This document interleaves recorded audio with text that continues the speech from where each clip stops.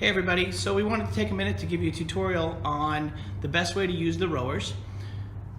Frank has got himself set up. If you notice, his feet are already locked in.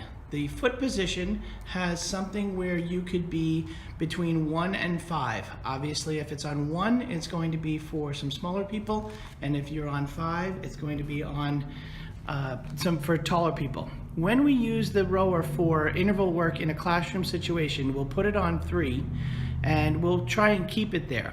When you have an opportunity to use the rower for your cardio, you should make the adjustments for you personally. How do you know what's right? You want to have the strap roughly at mid-foot. You want to make sure they're not falling out or not too loose. Also notice that Frank has got himself strapped in nice and tight. He can tighten them and loosen them very easily in and out. There are some things for proper rowing technique. Reading from the manual, the rowing stroke can be divided into 2 parts, the drive and the recovery. The drive is the work portion of the stroke, the recovery is the rest portion. The body movements of the recovery are essentially the reverse of the drive. So as we put these together, there's also the catch. The catch is where your arms are straight. Frank's going to grab the handle. He's going to keep his arms nice and straight. His head is going to be neutral. His shoulders are level, and at no point does he hunch. He's not going to get all rounded back. He's not going to get into a position where he feels like his lower back is compromised. The upper body is leaning forward from the hips, much like a deadlift, with the shoulders in front of the hips. Shins are vertical or as close to vertical as comfortable for you. Shins should not move beyond perpendicular, and heels might lift from time to time as you're rowing. Now he's going to start to do the drive. He's going to start the rowing machine. He's going to pull, and as he starts to drive, he's going to press with his legs, then swing back through the vertical position before finally adding the arm pull. Notice how he stays completely straight up and down.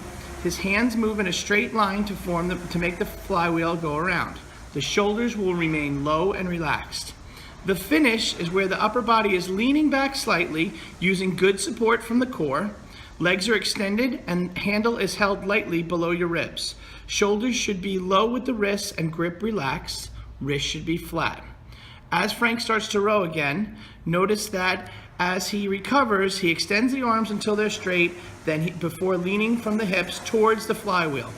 Once your hands have cleared your knees, allow your knees to bend gradually and naturally, sliding the seat forward on the monorail. On the front side of the flywheel, there is a number 1 through 10. That is called the damper. 1 is the easiest. 10 will give you the most friction with the air. This is the basic movement for how to row on the Concept 2. Okay, everybody, the last thing we left off with was the damper. 1 is the lowest, 10 is the highest. We'll probably keep it in the 3, 4, or 5 range whenever you're doing intervals for class, and you can adjust it personally for your own workouts. As we move through, the handle is the second most important thing. As you can see, there's a little bit of a holder that it should stay in at all times. You never want to have the handle start or finish from up here. As you pull and as you finish, you'll just lock it into place. One of the most common problems with rowers is people let go and it smashes up there. So we want to try and keep these rowers in good working order. As we move up, we've got a menu. And in the menu, we can just row, select a workout, and then we have games, memory, and more options. We probably won't use these very often. Select a workout is if we want you to go a certain distance, time, or set number of watts. Now, as we go through this, once you start pulling, this will pop up. On the top left-hand corner is the total time you've been rowing. On the right-hand side is your strokes per minute. So that'll tell you how many times you are pulling back per minute.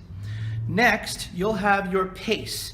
This is based per 500 meters. In that amount of meters, how long it'll take you to do that. The smaller the time, the faster you're going. Your heart rate monitor will probably pop up here, but we haven't tested it with the MyZone yet. This number right here is the total meters rowed, and then right underneath, this would be your average pace. We also can show split meters and projected meters for 30 minutes, but we probably will not be using those very often during our intervals or your workouts. Now, as we said, we wanted to make sure that you guys watched this video, so Kelly decided that you now have to sing the Hallelujah chorus of Kelly, Row Your Boat to Shore. Have a good day.